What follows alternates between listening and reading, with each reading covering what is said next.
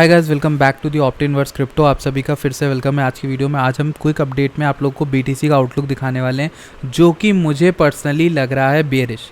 ठीक, और क्यों लग रहा है मैं वो आप लोगों को बताने वाला हूँ। डायरेक्ट हम वीडियो के अंदर चलेंगे, कोई भी बकवास नहीं करेंगे और उसको लेकर हम बात कर लेते हैं क्यों बेरिश लग रहा है और किस सिनेरियो में लगेगा, कब ये बेरिशनेस हट जाएगी, कब ये बुलिश हो जाएगा, वो चीज़ें भी आपको बताऊंगा। लेकिन उससे पहले हम बात करेंगे भैया आज की सनसनीखेज खबर के ऊपर, जो है एप्टॉस का एयर ड्रॉप।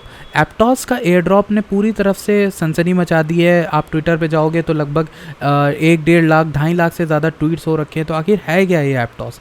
$12 पे $22 पे कहीं कहीं इसकी लिस्टिंग हुई है और ये बहुत ज़्यादा कंट्रोवर्शियल क्रिप्टो बन गया है आज के समय में, क्योंकि फ्री में इसने टेस्टनेट टोकन का एयर ड्रॉप दिया, टेस्टनेट लॉन्च का एयर ड्रॉप दिया। टेस्टनेट के जो इनिशियल यूज़र थे और जिन्होंने ज़ीरो टेस्टनेट एनएफटी ली थी, उनको यहाँ पर मिनिमम $1200 का एयर ड्रॉप मिला है। $1200 यानी हमारे 90-80 हज़ार रुपये होते हैं, या फिर अगर हम अभी तो 80 चल रही वैल्यू, आई थिंक उसके हिसाब से ये 1 लाख रुपए के ऊपर होते हैं।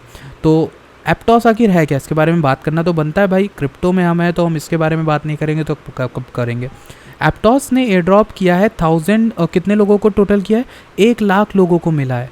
ये टोटल 1 लाख लोगों को 150 APT मिले हैं। और अगर इन 150 APT को हम देखें, कैलकुलेट करें तो 150 इंटू, और इसका जो मैक्सिमम गया था लगभग 22 गया था कुकॉइन पे, तो 3000 तक का मिला होगा। लेकिन अगर आप 150 को नीचे हिस्से में देखोगे 12 के हिसाब से, तो 1800 का ऐसे मिला हुआ है। और अगर आप करंट प्राइस पे देखोगे 150 को इंटू 7-7.5 चल रहा है, तो आपको 1100-1200 का एयर ड्रॉप मिला।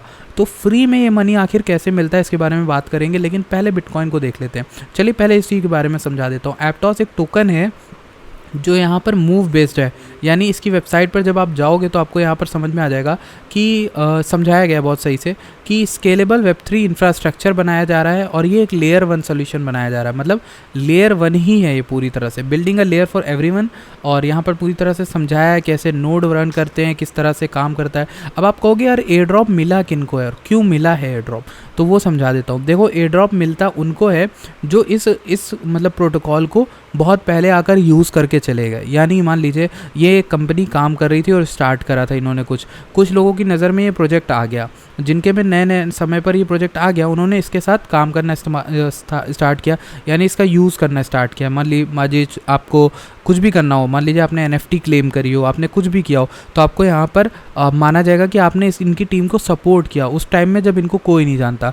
तो आगे चल के कंपनी क्या करती है, ऐसे लोगों को एयर ड्रॉप के रूप में रिवॉर्ड देती है। और इसी चक्कर में एयर ड्रॉप के रूप में रिवॉर्ड मिला है उन लोगों को जिन्होंने इसका टेस्टनेट जो था उसको यूज़ किया था। और जिन्होंने यूज़ किया था उन्हें 1200 से 1500 का एयर ड्रॉप मिला है, और वो डंप कर गया बाद में। अब मैं अपने पर्सनल व्यूज़ आपको बताने वाला हूँ क्या है इसमें। $12 से ये डायरेक्ट आया है, यहाँ पर कुकॉइन में देखोगे $22 चल रहा था। ये देख रहे हो शिट चीज़ जो होती है।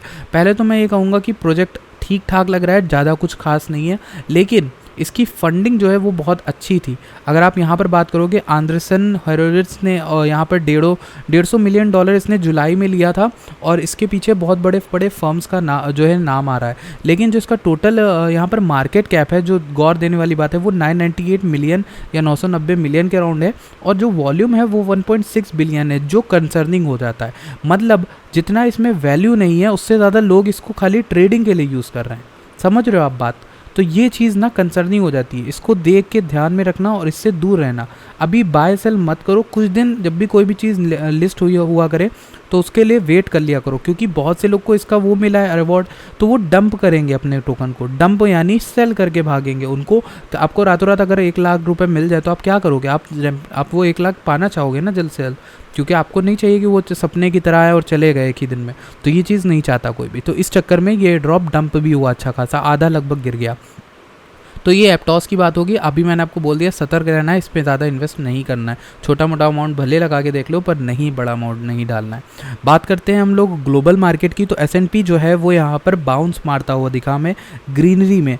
जो कि वीकली में मैं आपको बता रहा हूँ। देखिए पिछली वीक जो थी वो रेड ज़रूर थी और उससे नीचे वीक गई थी ये लोगों के एसएल को हिट कराने के लिए, लेकिन कोई बात नहीं, हमारा जो ये वीक है वो ग्रीन है और इस ग्रीनरी की वजह से ये हमें थोड़ा बहुत बुलिश स्ट्रक्चर दे देता है मार्केट को लेकर कि हाँ ओवरऑल ग्लोबल मार्केट थोड़ा बहुत कोशिश कर रही है ऊपर जाने की। लेकिन उसके लिए हम एक और चीज़ देखना चाहेंगे, वो कौन सी चीज़ है, ये वाला बीटीसी का चार्ट।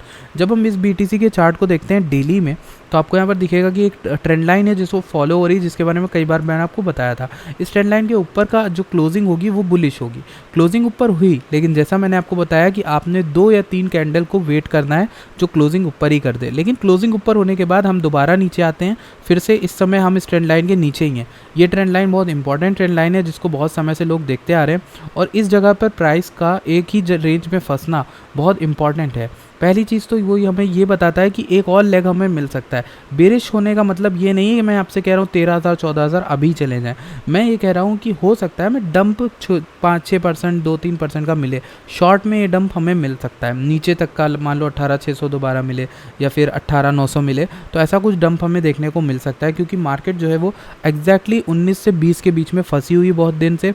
ये तो तय है कि ये जो एरिया है इसी के आसपास हमारा बॉटम बनेगा। चाहे आप मंथली में देख लो, हमारी विक भले नीचे चले जाए 13-14 भी टच करके आ जाए, अचानक से सेलिंग हो और नीचे तक स्लिप कर जाए प्राइस, लेकिन उसके बावजूद कोई भी ऐसा वो नहीं है हमारे पास रीज़न कि यहाँ पर क्लोजिंग जो है और नीचे हो जाए। क्लोजिंग नीचे नहीं होनी चाहिए अनलेस एंड अनटिल रिसेशन नहीं आ जाता ग्लोबल मार्केट्स में।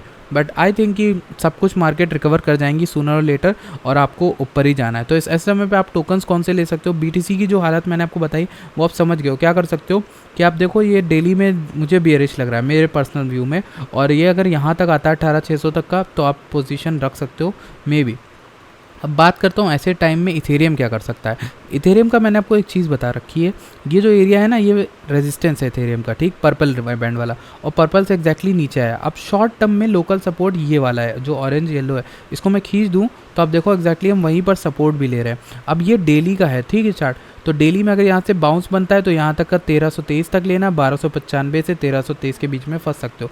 लेकिन ये टूटने के बाद ये यहाँ तक का मुझे दिख रहा है 1240 का।